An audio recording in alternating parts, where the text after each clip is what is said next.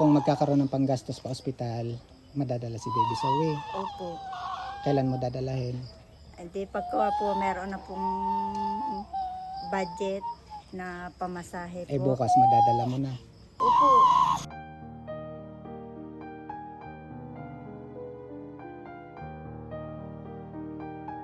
Maraming salamat po sa inyong tulong.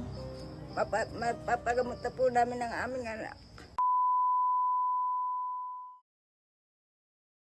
Alam mo naman sa sarili mo, doktor na ang kailangan. Opo. Pero bakit pa ulit-ulit lumalapit ka sa albularyo? Dahil Dahil po nagbabaka sakali pong akong mapagaling po niya ang anak ko kahit po hindi ko po maipagamot sa doktor po talaga. dahil hindi kaya talaga. Opo. Masakit po para sa akin po eh. Kumbaga po, para pong naiiyak po ako na wala po akong magawa na hindi ko po alam. Bilang isang ina, napakasakit, ano? Napakasakit po. Pero kung magkakaroon ng panggastos pa ospital, madadala si Baby Zoe. Opo. Kailan mo dadalahin? Hindi pagka po meron na pong budget na pamasahe po. Bukas madadala mo na. Ay, maraming. Opo. Zoe anak, makakapunta ka na. Ate, ito ay ano. Yan, hawakan mo 3,000 pesos ito. Maraming salamat po sa inyong tulong. Mapapagamot na po namin ang aming anak.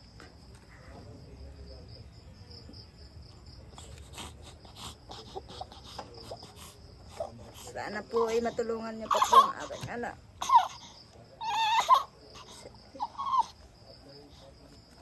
Baby. Yan, magte-thank you tayo ha. Kaya ako may naibigay sa inyo. Yan, pasasalamatan natin. Maraming salamat po, Hands of God Charity. Sa kanila po galing yung 3,000 pesos na naibigay ko kay Baby Zoe. So malapakalaking tulong po kasi yun, medyo nakakalungkot marinig na simula nga po nung magkaroon ng karamdaman or even for 4 years sa 4 na taon pong may karamdaman na si Baby Zoe, hindi po nila madala dahil nga sa kakulangan ng financial na pangangailangan. So sana makatulong para makapagpasimula ng pagpapagamot para kay Baby Zoe. Opo.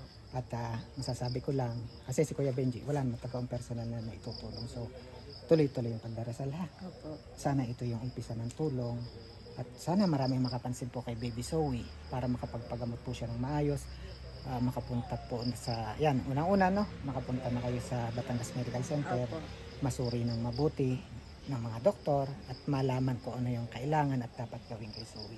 Opo. Again, maraming salamat po, Hands of God Charity. Maraming salamat po sa inyong maraming tulong para kay salamat. Baby Zoe. Maraming salamat po sa inyong tulong para po ako sa aking anak. Anong naramdaman mo biglang dumating si Kuya Benji? Bigla pong naano ang aking puso dahil sa mababait na taong tumulong sa aking anak. Walang pasabi, biglang dumating. Opo nga. Kumbaga po surprise, kaya maraming salamat po. Kaya mga kababayan, alam ko naman gusto niyo na mas marami tayong matulungan, kaya hinihingi ko rin po yung inyong dasal, tulong at suporta, para mas makatulong po tayo sa mas maraming nangangailangan katulad po ni Baby Zoe. Kasi napakarami po nila na nangangailangan po ng ating tulong. And this time, ako po yung naglalambing sa inyo mga kababayan for Baby Zoe naman, para higit po natin siyang matulungan mga kababayan. Please share this video po.